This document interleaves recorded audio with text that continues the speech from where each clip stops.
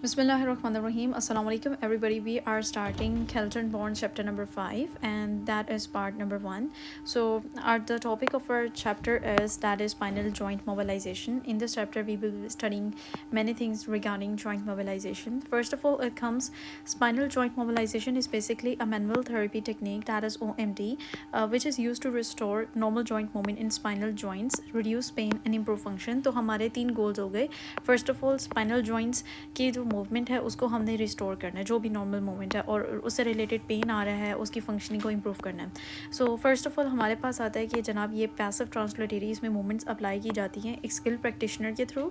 Secondly affect करती है phasor joints को, इंटरवर्टिबल डिस्क को और जो भी नियर बाय नर्व्स पड़ी होती हैं. तो हमारा ये एक वर्टिब्रा और दूसरा वर्टिब्रा, तो इनके आपस में हमारे पास जो फेसर जॉइंट्स होंगे उन पे और दरमियान में पड़ी हुई जो डिस्क होगी और आसपास पड़ी हुई नर्व्स होंगी. तो ये सारी जॉइंट मोबिलाइजेशन में पैसिव ट्रांसलेटरी मूवमेंट के अंदर एक स्किल प्रैक्टिशनर के थ्रू इस सब को अप्लाई किया जाएगा. इसमें फर्स्ट ऑफ ऑल हमारे पास आ जाती है ऑब्जर्वेशन, जो कि क्लिनिकल बायसनेस होती है. पहली बात ये कि डिक्रीज्ड एक्टिव जॉइंट मूवमेंट होती है पेशेंट की.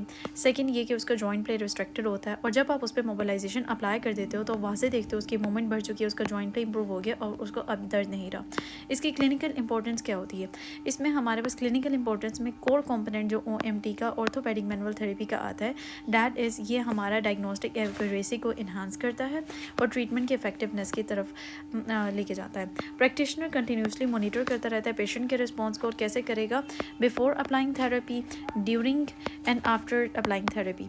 तो इस सब में वो एवेल्यूएशन की तरफ करता है तो उसे पता चलता है ओके मेरा पेशेंट किस हद तक इम्प्रूव कर गया, प्रोग्रेशन उसकी किस लेवल की हो गई है. सेकेंड हमारे पास आता है टेस्ट करते हैं क्लिनिकल हाइपोथेसिस को और उसके मुताबिक जो भी चेंजेस करनी होती हैं उसके दौरान एडजस्टमेंट करते जाते हैं ट्रीटमेंट की. तो स्पाइन वर्सेस एक्सट्रीमिटी मोबिलाइजेशन, तो मोबिलाइजेशन जो होती है वो किस तरह से डिफ़र करती होती है. तो फर्स्ट ऑफ ऑल हमारे पास स्पाइन के रिलेटेड और एक्सट्रीमिटी के रिलेटेड बात करते हैं. तो ये हमारे पास स्पाइन का आता है कि इसमें कितने जॉइंट्स होते हैं. इसमें 3 जॉइंट्स पर सेगमेंट होते हैं. हमारा फेसेट होता है, सुपीरियर इंफीरियर फेसर जॉइंट होता है, ट्रांसफर्स के साथ होता है और बाकी. तो 3 जॉइंट्स पर सेगमेंट होते हैं और डिस्क का होता है. एक्सट्रीमिटीज़ में सिंगल वही जॉइंट इन्वॉल्व होता है जिस पे काम अप्लाई किया जा रहा हो.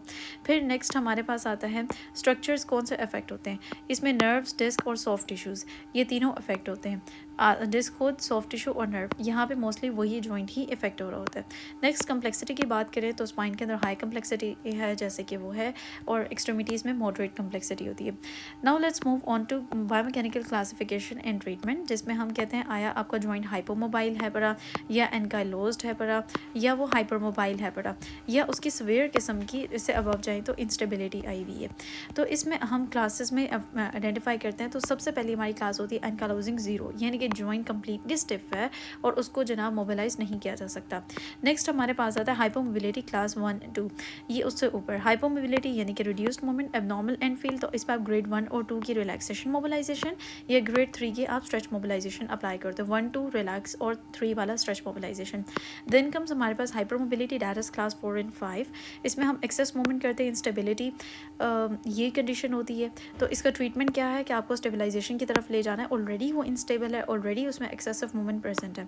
लास्ट हमारे पास आता है स्वेयर इंस्टेबिलिटी, अगर किसी जॉइंट में प्रेजेंट है तो वहाँ पे चांसेस होते हैं डिसलोकेशन और लिगामेंट लैक्सिटी बेहद होती है. तो ये क्या है, इसमें मेडिकल इंटरवेंशन बहुत ज़्यादा ज़रूरी है और ये एक अलर्ट साइन होता है कि उसका वो कंधा ही निकल आएगा, नो लेट, इस तरह की बातें. Okay, when assessment is not possible, अब एक ऐसी कंडीशन है असेसमेंट पॉसिबल है, क्यों नहीं है? क्योंकि जनाब पेन इतना ज़्यादा स्वेयर है, मसल स्पाज़म इतना ज़्यादा है, आप नहीं एनालाइज कर सकते. पैरास्थीसिया है, वो महसूस ही नहीं कर पा रहा. ठीक है, तो आप क्या करते हो, आप स्टार्ट करते हो सिस्टम प्रोटोकॉल ग्रेड 1-2 इनको रखते हो सिंपली. लेटर उसको शिफ्ट करते हो प्रॉपर मोबिलाइजेशन की तरफ.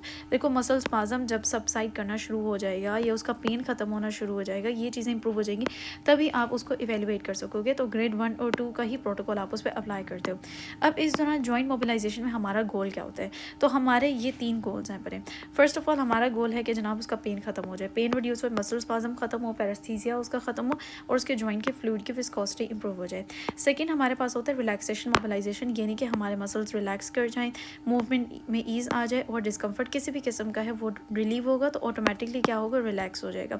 थर्ड हमारे पास स्ट्रेच मोबिलाइजेशन या मैनिपुलेशन, ये खासतौर पर ग्रेड 3 क्या हमारे पास स्ट्रेच मोबिलाइजेशन आती है। ये क्या करेगा, स्ट्रेचिंग करेगा, शॉर्टन स्ट्रक्चर्स को स्ट्रेच करेगा और इंक्रीज़ करेगा इस तरह से रेंज ऑफ मोशन, जैसे वो लेंथन होंगे और हमारा पोजीशन फोल्ड बिल्कुल ठीक हो जाएगा। लेट्स रिवाइज जो अभी हमने किया है, क्विक रिविजन करते हैं। सबसे पहले पेन रिलीफ और मोबिलिटी रिस्टोरेशन के लिए हम जॉइंट मोबिलाइजेशन करते हैं। सबसे पहले जॉइंट को असेस करते हो, हाइपो हाइपर है, एनकाइलोज्ड है या इंस्टेबिलिटी की तरफ है। डिफरेंट ग्रेड्स यूज़ होते हैं उसकी कंडीशन के मुताबिक और कंटिन्यूस पेशेंट मॉनिटरिंग करते हो, जो कि बहुत एसेंशियल है कि आपका ट्रीटमेंट प्रोग्रेस कर रहा है, ये ट्रीटमेंट प्रोटोकॉल में कुछ चेंजेस लाने हैं। जल्दी से हम एमसीक्यूज़ पे मूव करते हैं। सबसे पहले स्पाइनल जॉइंट मोबिलाइजेशन जो होती है वो अफेक्ट किसको करती है, कौन सा स्ट्रक्चर्स को, मसल्स को, बोन्स को, जॉइंट, नर्व, डिस्क, इन तीनों को अफेक्ट करती है।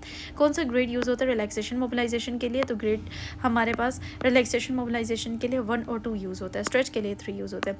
ट्रीटमेंट क्या होता है, हाइपोमोबिलिटी क्लास 1 और 2 के लिए। अब हाइपोमोबाइल या सर्जरी स्टेबलाइजेशन स्ट्रेच मोबिलाइजेशन, ये आप स्ट्रेचिंग करोगे क्योंकि वो हाइपोमोबाइल है। एनकाइलोज्ड जॉइंट होता है तो इसके लिए हम इजीली मोबिलाइज नहीं होता, नहीं, कैन नॉट बी मोबिलाइज्ड, ये वाली कंडीशन होती है। What is the main goal of stretch mobilization, BP के लिहाज से, रेंज ऑफ मोशन के लिहाज से होता है। Next video next part.